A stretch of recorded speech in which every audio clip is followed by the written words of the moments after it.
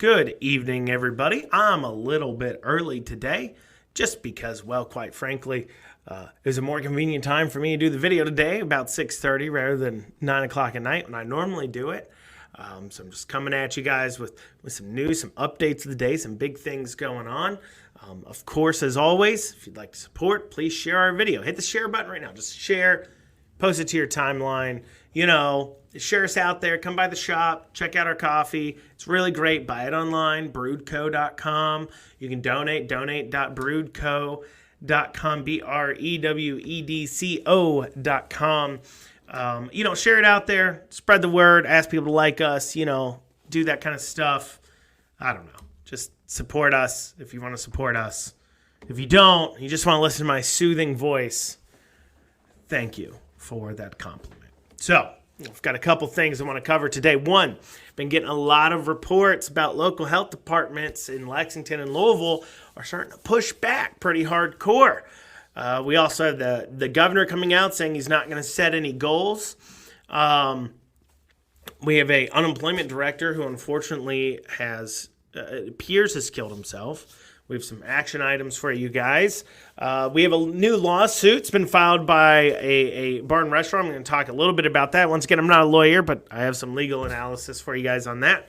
And then, of course, Trump and the GOP getting into a little fight here, and I find it very interesting. So first off here, let's talk about these local health departments starting to push back and kind of starting to really fight with us. So there's definitely been a movement overall of places not quote-unquote following the mandates, right? I think we are looking at the numbers. We're looking at the things like what I'm going to talk about next about the governor saying he's not going to set any goalposts, and we're all just had enough of it, right? We're looking around. We're saying the numbers are dropping. People at risk can get vaccinated if they want to get vaccinated. There's just not really a good reason to keep going. It's very clear that the government doesn't want to put, at least the Kentucky state government doesn't want to put a light at the end of this tunnel. So you're seeing a lot of bars and restaurants like ours starting to push back. And what you're seeing is these local health departments are starting to definitely get into it a lot more. I've got reports from some bars and restaurants that this entire time haven't been bothered, and then suddenly a health department person walks in and tells them, "Oh, you got people sitting at your bar, you got to back away." I had a bar here, this bar I go to all the time over near where I live, that is pretty chill. I'm not going to tell you guys the bar, but it's a pretty chill bar. I like it. I enjoy the place. Cheap food, cheap drinks, right? All the things you want to see in a good bar. And they had the health department come in and tell them that, so it is a regulation here in Kentucky that you aren't supposed to be sitting at the bar. And I guess the thought process, if I have to guess, I think the thought process is that you got the bartender working in this area and you don't want a bunch of people all breathing on the bartender. I think, I don't know, of course, when they make these orders, they don't bother to do the kind of thing real leaders would do in these situations and justify their actions. They don't point to studies and data and say, this is what we're seeing. This is what the goal we're hoping to see. This is why we're doing it. Because, of course, that would mean that we can hold you accountable to your words and to your actions, and they don't want to see that. So instead, what you have going on is these local health departments saying, hey, you can't put a bar, people can't be sitting at the bar, which that's been pretty common this whole time. Like I said, it's a little strange, it's a little weird, but I guess I can see the thought process. It'd be nice for them to come right out and say it. And by see the thought process, I'm not saying I agree with it. I'm saying I see your thought process. Well, so what these bars have been doing, and you'll see this at Drake's, at anywhere around here, is they'll take their high top tables because they now got to also space out their tables, keep in mind. So they'll go ahead and put them right next to the bar and then sit people at those tables. So you can't, the bar will be here, but I'm sitting at a table here. Keeping people spaced out and pushed away. Well, I guess supposedly the Lexington Health Department has decided to tack on the new regulation saying you got to be 3 feet back from the bar with the tables. So you can't jut the tables up. You got to be 3 feet back.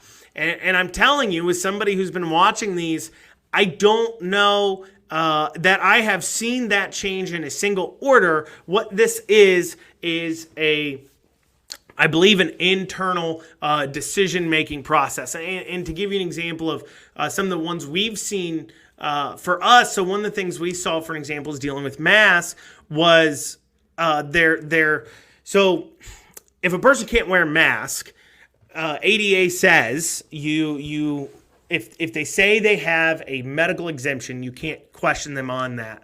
You just have to say, hey, I see you're not wearing a mask. You need to put one on. They say, I've got a medical exemption, and then you're supposed to just go about your life. And knowing that, people started taking advantage of that. Well, the health department came up with a regulation here in Kentucky saying that, well, if you offer like curbside, for an example, that's a reasonable accommodation. So, for the ADA law says as long as you make a reasonable accommodation. Well, not that it was detailed in any of the executive orders. It was just an internal decision that if a restaurant or a coffee shop like us offers a curbside, then that's a reasonable accommodation. So if somebody doesn't come in wearing a mask, they have to be kicked back out because that's a reasonable accommodation. Now, one person might say, such as me, I would say that as a local coffee shop, I am not just offering a coffee, I'm also offering a community place, a place to work.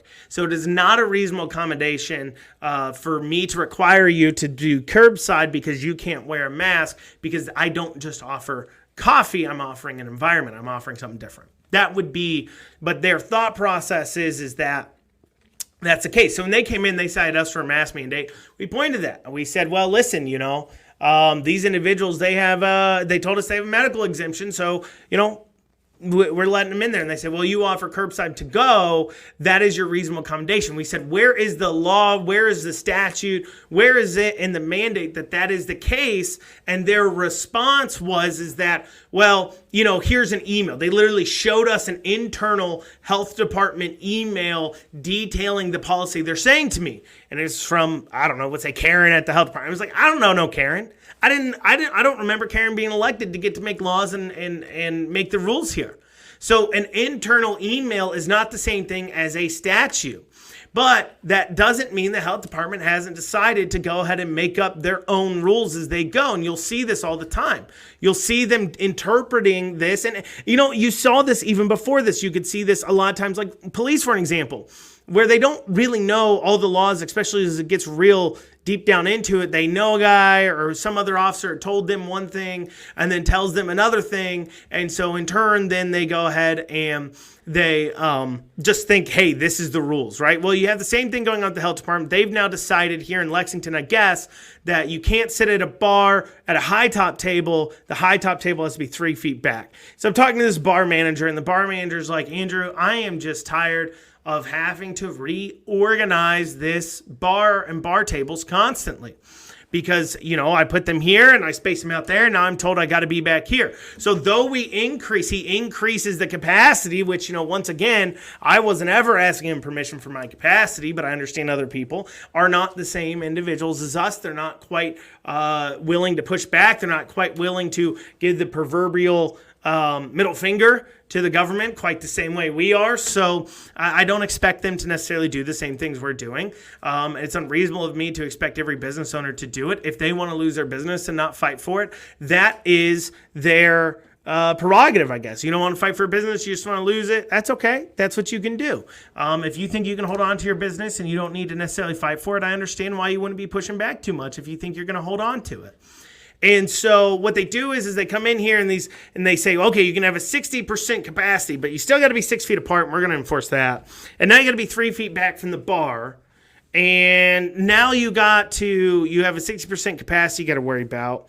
And oh, by the way, if I get up to use the bathroom, I have to wear a mask. And if I catch a person in here not wearing a mask, I'm going to cite you for it. Now, yes, you can fight back on them. And any business owner out there, you get a mask citation, call me up. I will tell you how to get rid of that. We've had 3 citations, all dismissed. It is not hard. It is not difficult to get rid of them. It is a very hard thing to enforce by the health departments and these licensures. It is because of the medical exemption ruling. And quite literally, if you're real worried about it and you're not doing the HB1, SB1 thing that I'm going to talk about here in a bit, like we are, just post on your door, we require a mask. If you're not wearing one, we're going to assume you have a medical exemption. That's what we had on our door. That was our defense against the health department. You can do the same thing. And so anybody gets citation, let us know. But they come in and they're just taking on these small businesses. Meanwhile, you've got Walmarts and all these big box retailers. You could cite a Walmart. So you're supposed to get your license taken away after, I think, 5 citations for a mask mandate. You can go to Walmart. They could write a citation every other hour. Okay, these people, nobody's wearing a mask in Walmart, or there's very few. There's a lot of people not, and they're just not enforcing it there. No, they're going after these small businesses and these individual owners, and they're taking advantage of them. And when these individual owners go, come on, man, I'm doing the best I can, right? They're not like me who's looking for a fight. They're out there, maybe even provoking them, trying to provoke them to a degree into a fight. They're just trying to exist and stay under the radar and do what they need to do. They don't want to get their licenses taken away. And the health departments come in and they give them this hard time. And the health department's excuse every single time is, I'm just doing my job.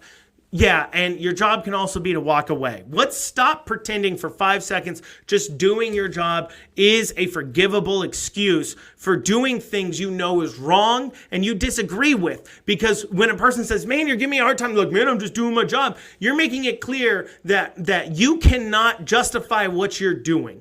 You know you cannot win in this argument about it because you know what you're doing is ridiculous, and the best thing you can say is, I'm just doing my job. Well, you can also just not do your job. You can also, when Karen walked in from the health department to tell us we couldn't have people sitting inside, she could have walked in, said, hey, you can't have people in here, but I'm going to turn around and walk away, and hopefully the next day you don't have people in here, or in 2-3 days you don't have people in here, and I'm going to turn around, I'm going to walk away. And it's like, you could just do that, but you're not doing that. Instead, you're deciding to stand there to enforce it, to attack people for their income. You're trying to get these small businesses and giving them a hard time, making them feel like they got to go get a lawyer in order to fight back, or just submit to whatever it is you want to do. And you're taking really advantage of them, and you should feel terrible for what you're doing. You're not just doing your job because you're going to also just not do your job. That's it. And I'm sorry, but this is not an acceptable excuse anymore. And at some point, they have to realize why they're doing it. And this is why they're doing it. Same reason why the governor won't set a goalpost. The governor's came out and said, I will not set a goalpost. And he came with some reasoning about variants or worried about this and Band-Aids or whatever. It doesn't really matter. The reason why he doesn't want to set a goalpost, the reason why they've never wanted to set a goalpost is because these people like the feeling of power. Dr. Stack, Dr. Fauci. Did anybody know their name before this? I mean, before a year ago, right? We all know Dr. Stack, the doctor advising the governor on his choices here in Kentucky. We all know Dr. Fauci's name, of course. Did anybody know who any of these people were other than over the last year? No, nobody knew who they were, right? They have become important, powerful, just like the health department inspectors feel they've become important and powerful because it's an infectious disease time and we now need them, and they're the experts and they're getting called in because there's an emergency situation, and they feel really important about it and they feel really good about it, and there is no incentive for them to say the emergency's over, because the minute they say the emergency's over, it's the minute they are not special, they are not important anymore, they are not needed, right? For once, Dr. Fauci's worked for the government for like ever, as far as I know. That's what I'm being told. I haven't done a lot of research on him, but I know he's worked there for a little while. And he's probably been, and by his own admittance, he's been ignored by the government for a very long time. Now suddenly everybody's listening to him. So suddenly if he says jump, people are saying how high. Why would he want to let that go? Why would he want to let that go? And am I sitting there saying he's looking at himself in a mirror, saying to himself, I'm important, I'm going to take him down? I don't think he is actually saying that. He's justifying his actions in his mind by saying, well, they don't understand. There could be a variant, and that could take people down. And that's a real concern, because he's used to being the chicken little, the sky is falling, the sky is falling, the sky is falling, because all these infectious disease people for years and years and years and years, every single disease is going to be the end-all, be-all. It's going to destroy everything. It's going to wipe out the population. Finally, they have one that people seem to care about, and now people are listening to him. They're not going to let that go. They're not going to, you think they're going to advise away their own power? No, they're not going to advise away their own power. You think they're going to advise the governor or advise whoever the president is? And I'm not saying that Joe Biden's not the president. What I'm saying is who knows who's pulling those strings, okay? He is clearly not all there. Somebody else is cutting off his mics and video cameras and everything else. I don't think anybody thinks for 1 second Joe Biden's the one who's actually calling the shots. Whoever it is. Do you think Dr. Fauci and Dr. Sachs are going to turn to them saying, okay, now you can stop listening to me? No, they're not going to say that. They want to keep their power going. And in the same way, the people listening to him, the governor, the president, right? It's in their best interest for this to keep going. It doesn't have to be a giant conspiracy. It's quite literally quite simple. If there's not an emergency anymore, Governor Beshear doesn't need to solve a problem. If there's not an emergency anymore, Biden doesn't need to solve a problem. If there's not an emergency anymore, we don't need the governor to be our savior, and instead it's back to normal. And also, all of a sudden, now you've got all the negatives of the issues of the unemployment office and everything else going on, and that becomes to the forefront, and he doesn't get his daily propaganda hour. He doesn't get to keep going out and saying those things. So what ends up happening is he has a vested interest himself, and he does, in keeping it going so he can keep his emergency powers. He has a vested interest in it, right? Everybody feels super important when they're solving a problem. And so he wants to keep it going.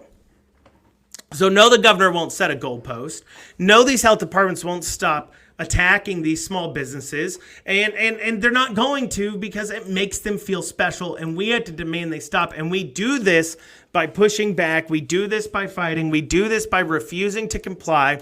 We do this by when we see a business that's fighting, we support it. We do this by when we see somebody else in our community who's pushing back and needs help, we support them. We do this by getting involved. We do this by calling about bills. We do this by calling the governor's office. We just do this. And if the governor thinks this fight is far from over, he's wrong. Not only is there a new suit being filed by other restaurants, but as well, there are a lot of things going on. For an example, Chris Weiss looks like he may be or is possibly, I believe, suing the governor as an individual for his lost wages, for the damages he did when he illegally was shutting down a parochial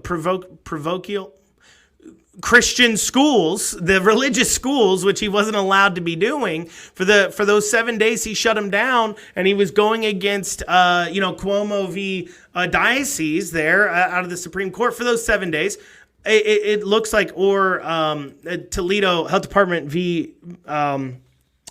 Montalvo Christian Academy, I believe. Anyways, he was going against a court ruling. And if that's the case, and he's looking at getting personally sued now. I mean, this governor has another lawsuit coming down, too, as well, we're going to talk about in a second. I think he might be setting the record for the most sued governor in Kentucky history. I think he might be. Because I got a feeling, too, there's going to be even more lawsuits coming down the pipe, just based on the information I'm being given. And, some of these are not going to look very good for him. I will say that. Of course, big news here, too, as well. The unemployment director for about 5 months there, has, unfortunately, it appears, killed himself. I hear you guys on the conspiracy. Let's hold our judgment. This man had a family. Let's not start saying our conspiracies right off the bat. Let's see what happens there. Let's let some of the information come out. The individual was not apparently very good, supposedly, at the unemployment. He could be a scapegoat here. I guess he worked on the campaign and helped a lot, and so they kind of gave him a job, and it just kind of turns out maybe he was bad at that job. Either way, it looks bad on the governor. He does, because either A, you hired the wrong guy for political reasons, and you needed to fire him. You can't really blame the unemployment problems on him like we saw. But he has killed himself at 39. We'll see what comes of that.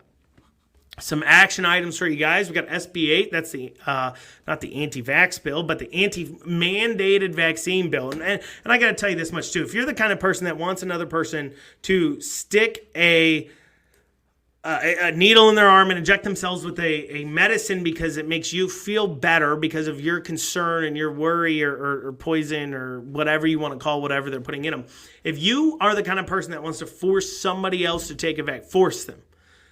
Use government force to force a person to take a vaccine, or even social force in the sense of what we're going to be seeing here probably is some of these businesses and places requiring you to have a vaccine to do business with them, basically making it to where if you won't go get the vaccine, you are, a black sheep of society. You are exiled from society possibly. I know there's some apps, some health passport apps coming out to where because there's HIPAA laws and it kind of gets weird, but where a company like, let's say Ticketmaster can say to come to this, you need to have take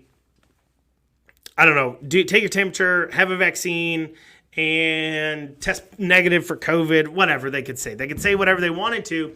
And then you have this health passport that you upload your medical information into or your vaccine card or whatever, and you show that to and so when you go to show up to buy a ticket or whatever, you scan it, you show your ID, and then without giving them your medical history, it will go through and looks through the records you submitted to see if you qualify for their requirements. And, that's some dangerous things, right? Social, political pressure to be taking chemicals into your body is a big problem. I mean, I think we do have, much like any other drug, there shouldn't be social pressure necessarily to take anything if you don't want to. So I think SB 8 is important for that reason. Also, HB 360, once again, this is very important. We had the legislators complaining, calling up, talking to people, wondering, what do we do? What do we do? Oh my gosh, we're realizing we've got, 4 days left of veto-proof time. And if we don't pass something else, I'm worried we're not going to do anything. And this governor, oh my gosh, the courts, what are we to do? Guys, you can pass some more bills. Let's pass some bills, right? Let's pass HB 360. Remove his ability to take away licenses. Let's get that done. Stop crying about you wanting to do something and getting stopped by the great and these court systems and everything else. Stop crying about that, and instead let's do something. Let's pass HB 360. Let's pass SB 8. Let's get some things done, because at the end of the day, I don't care if you tried and failed. I didn't elect you to try. I elected you to do. You were elected to do things, and what you were elected to do is to rein in this governor, and if you failed to do that, you will pay the price. Starting with the 4 on the impeachment committee. Real quick plug. Don't forget to be emailing and calling them. We're going to email and call them. We're going to email and call them for the next 2 years. Why? I'm petty. I am so petty. You should be petty too. You should hold it. It's not even pettiness. Every single wrong thing Beshear does from here on out is those 4. Suzanne Miles, Ed Massey, Jason Nemes, and Kim King. Those 4. It is their fault from here on out. Anything wrong Beshear does, it is their fault. Every time he does something wrong, we need to be holding them accountable for it. We need to be emailing them saying, there's something else you did wrong today, right? Another person not getting their unemployment check. Look what you guys did, because you failed to act when your state called upon you to do so. You failed. And if you're going to fail to rein them in completely too as well, that just adds to it. Additionally, we have a lawsuit being filed by a company, I guess, Goodwood Brewing. Funny enough, I actually went to their restaurant, not today. I went like 4 weeks ago. They just opened up one over Lexington Green area, over, where Mellow Mushroom was, over by Lexington Green area is where it's at, by the mall there in Lexington. And they opened up Goodwood Brewing there, and it's not bad food. It's pretty good. It was interesting. They had a lunch menu. The beer was okay. Pretty good there. Nothing to complain about. Cool establishment, cool feel to it. I will say that. It did not strike me as a fighter. I'm gonna be honest with you. We went in there, and they didn't really strike me as necessarily. They had their hand sanitizer and boxed and masks out and everything else. They didn't strike me as a fighter for it. But hey, you know what? Just because you don't think the governor should be still writing mandates doesn't mean you're not supportive of wearing masks or other things. It's not one or the other. You can be fighting government overreach and mandates while you yourself may be agreeing with the mandates. That's one thing. Don't get stuck in this false dichotomy of thinking just because a business disagrees with the mandates or the governor being able to make them after these laws have been passed doesn't mean they don't support, health. These public health policies that they agree with. It just means that they think the governor should be doing the right thing. And so what their lawsuit is what I've been talking about. They went offensive. I've been talking about doing it in a defensive way with the SB 8, SB 1, and HB1, SB1, SB 2, and HB1, bills. And those bills are the bills that Judge Shepard has held up in court with the lawsuit. What they're alleging is that the governor can't make mandates anymore. They're saying the exact thing I've been saying. I've been, like I said, saying we should be doing it defensively. And what I mean by that is they're saying that the weird restraining order that the governor has on the legislator does not have any bearing on what he should be doing, right? So once again, as the law normally passes, he does something wrong, or if he's not enforcing it or enforcing a law, so legislator passes a law, then the executive branch, which is the governor, either enforces or doesn't enforce it, and then if they don't enforce it, they can be sued into enforcing it, or if they do enforce it, and at the time when they enforce it, then that is ruled unconstitutional. In this case, what should happen is in a way happening. I personally believe they would have had a better shot of doing it defensively. And what I mean by that is waiting until a governor makes a mandate and then the health department or somebody tries to act on that mandate to come after you and then defending yourself. But what they're doing is offensively saying, okay, these laws passed. The governor shouldn't be making these rules, these mandates, these things anymore. He doesn't have the ability to because of SB 1 and 2 and HB 1. And that has no bearing on what's going on at the restaurant because they're not a named party. And so they are offensively suing the governor to stop doing it. This is the legal theory we've been saying, except we've been saying to do it defensively. We'll see what happens with it. I'm kind of interested to see how it goes offensively. I'm interested to see how this lawsuit goes where they're actively trying to stop the governor from making mandates versus waiting for them to come after them and then defending it. And like I said, I'm not a lawyer. It's hard for me to explain some of these things because I'm not a lawyer. But basically, there's an argument to be made that if you're defending yourself in court against overreach, that's a better call than going after him. Because if you go after him, a judge is more likely, because what's the negative that happens if you say, well, no, I think it does have bearing? Well, because remember, judges are just people. They're more likely to maybe look at that and say, well, we'll wait to see what happens with the Shepard case. I don't want to get involved. Compared to if he's coming after you about it, they don't have that luxury of being able to push off the case, ignore the case, depend the case on something else. Instead, you're able to say no because something is actively being done to me now. Somebody's trying to take away my license.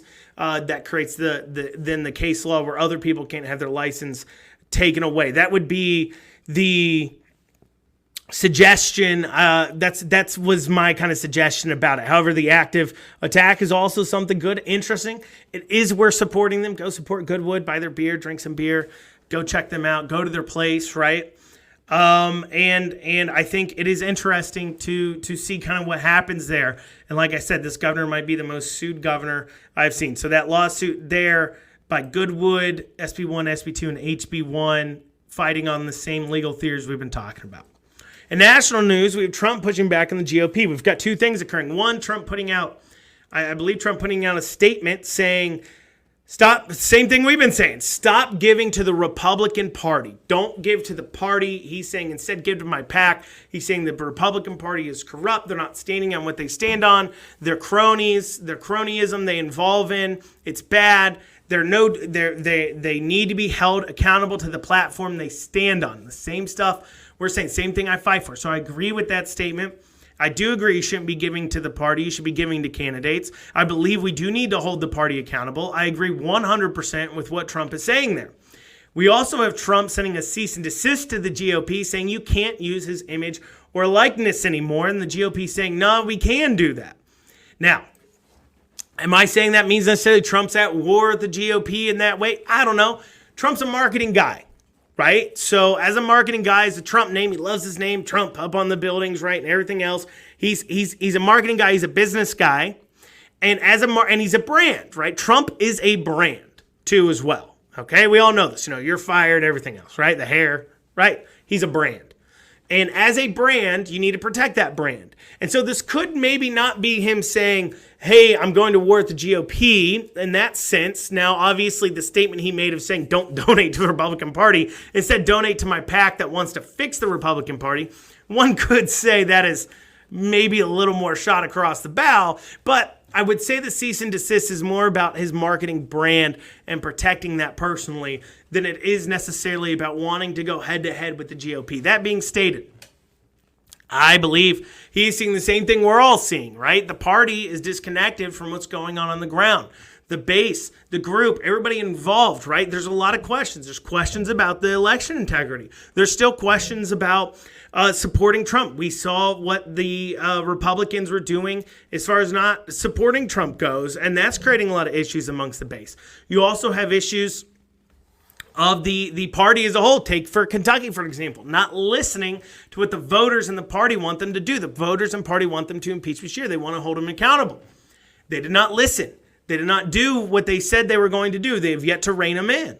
So in that same way, that the same stuff we're seeing here in Kentucky, they're seeing nationally, and that's what Trump is pushing back against. And I think the GOP has a big decision to make.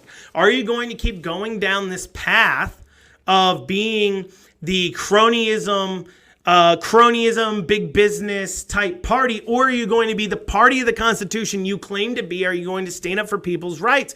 Because you do have a problem, GOP. If you want to unite your party and you don't want to see a literal, not actual civil war with guns and stuff, but a civil war within the party of there being a takeover, you need to start listening. This us versus them stuff doesn't work anymore.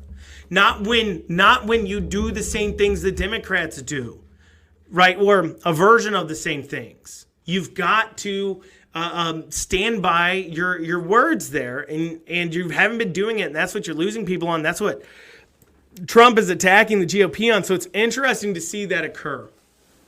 And I'm real interested to see how that turns out. I'm interested to see how his PAC's doing. I think that's a worthwhile thing too. I think it's very worthwhile for people to don't leave the party. I hear people in the third party stuff. I get you. I hear you. I would say, look at who the Libertarian Party just elected for their state chair on that subject. To not to point out necessarily anything negative per se there, just to point out that all parties are the same, and not all parties are the same in the sense that they're the same. They don't all have the same platform, but they're all same in the same way that people don't stand by the words they say. Parties don't stand by their platforms. Parties will do things that go against their principles if it's better in their mind for the party. And so because of that, you need to look at people. We need to be electing people, not parties. That being stated, you should look at the party they're running for in the platform, right? I personally agree with the GOP platform. And if you agree with the platform, then stay in the party and vote in the primaries for people who align with your views. Vote your conscience in the sense of voting in the primary. And then when you get to the general, vote your conscience again. Don't vote for somebody you don't want to vote for. Vote for a person you honestly support. And if that's nobody in that particular election, then vote for nobody. They don't have to get your vote every time, right? Just because they got an R next to their name doesn't mean they get your vote. Hold people accountable for what they're doing. That being stated, guys, I appreciate you guys joining me today. Like I said, SB8, HB360, we need to be making calls, emails to support that. Support Goodwood out there, fighting a fight. This ain't over. Push back against the health departments. Any restaurants, any bars, anybody having issues with mask citations, mandates, anything like that, call us, message us. Let us help you out. We know what to do to get those gone. We've successfully fought them off. I mean, anybody who's been in Brood can tell you we kind of do what we want to a degree for sure. And they leave us alone because, well, quite frankly, they they're a bully, right? They're not going to pick on the kid that's going to fight back. They're going to go pick on the people they think they still can. Well, if everybody starts fighting back, they can't keep going. With that being said, guys, thank you so much for joining me this evening. I appreciate your time. Share it out. Come to Brood, drink our coffee, like our page, share our pages, check out our YouTube channel, everything else. Thank you guys so much.